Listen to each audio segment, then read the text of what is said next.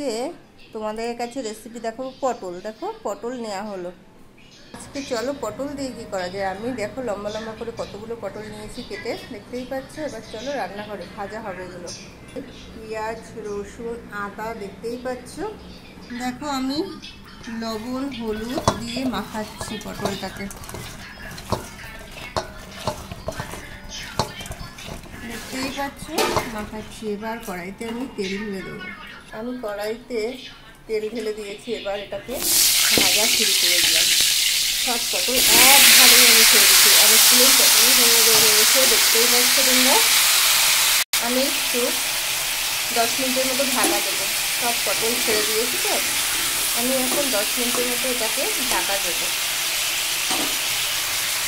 দেখো রসুন আর আদা আর পেঁয়াজ আমাদের পাটায় বাটা হচ্ছে, আর হালকা করে একটু ওখানে সরিষা দেবো। ওটায় বেশ বড় বড় মোটা মোটা পটল, এখনো কিছুই হয়নি, আরও ভাজতে হবে।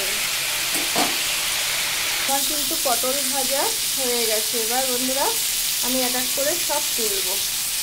ভাজাটা হয়ে গেছে, এক এক করে আমার সব পটল ভাজা দেখো হয়েই গেছে, দেখতেই পাচ্ছ।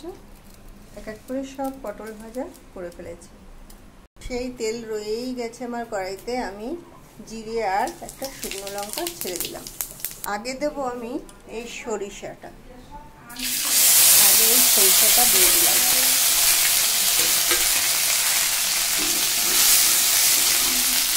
এই শিলনোড়ার থেকে এখন পেঁয়াজ রসুন আদা আমি তুলছি।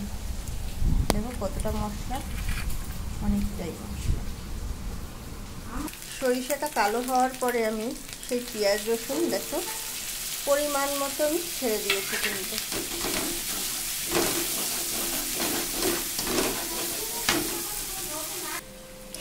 লঙ্কার গুঁড়ো, চিনি, ধনের গুঁড়ো আর তোমার নিয়েছি জিরের গুঁড়ো। কিন্তু আমার সেই সরিষা পেঁয়াজ রসুন দেখো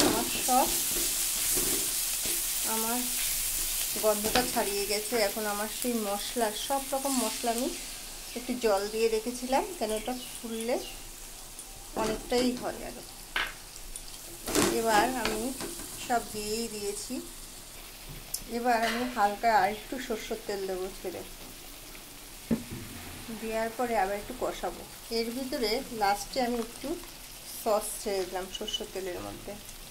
তোমার হেভি একটা রেসিপি, সুন্দর, বাড়িতে ট্রাই খেয়ে দেখো বন্ধুরা, খুব ভাল লাগবে। এই মশলাগুলো দিলাম, আমার কষিয়ে এইটুকু হয়ে গেছে। দেখতেই পাচ্ছ মশলা কিন্তু কষানো হয়ে গেছে। আমার তেল ছেড়ে দিয়েছে, দেখেছো পাশ থেকে তেল বেরোচ্ছে, কিন্তু একটা সুন্দর একটা গন্ধ আসছে।